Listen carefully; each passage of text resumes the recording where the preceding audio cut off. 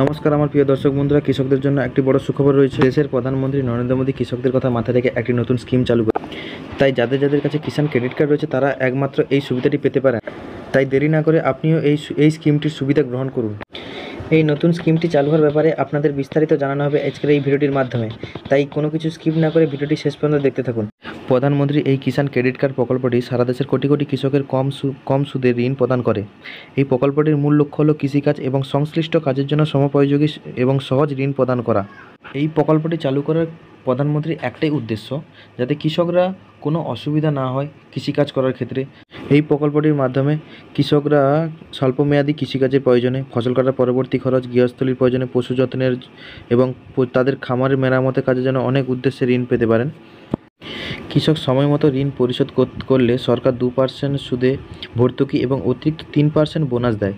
এর ফলে কৃষক প্রতি বছর 4% সুদে ঋণ পান। এটি ভারতের সবচেয়ে সস্তা কৃষি ঋণগুলির মধ্যে একটি।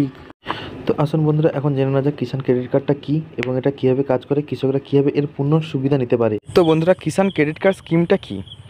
কিষাণ ক্রেডিট কার্ড স্কিমটা হলো কৃষকদের সহজে এবং সময় মতো ঋণ দেওয়ার জন্য 1998 সালে কিষাণ ক্রেডিট কার্ড প্রকল্পটি শুরু হয়েছিল। এই কার্ডের মাধ্যমে কৃষকদের সুদের হারে ঋণ না নিয়ে বীজ, সার এবং সরঞ্জাম কিনতে পারবেন।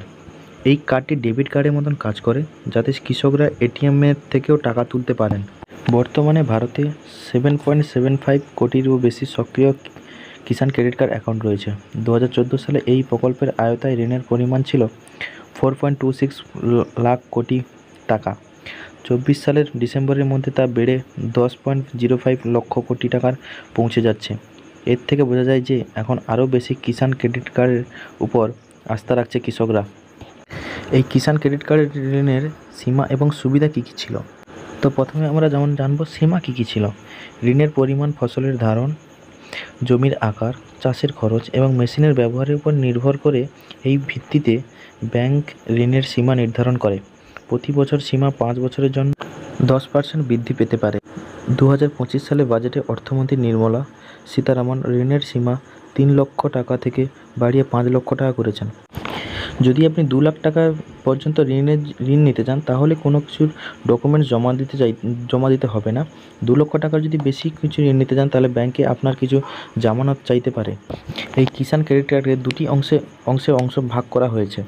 এই হচ্ছে স্বল্পমেয়াদী ঋণ, যেটা শুধু ফসলের জন্য সুদের ভৌতিক সুদ। আর একটি হলো মেয়াদি ঋণ, ট্রাক্টর বা সেচের মতো জিনিসের জন্য ব্যবহৃত এটি নিয়ম। এটি কৃষক এবং ব্যাংক উভয়ের জন্য জিনিসগুলি খুব সহজ করে তোলে।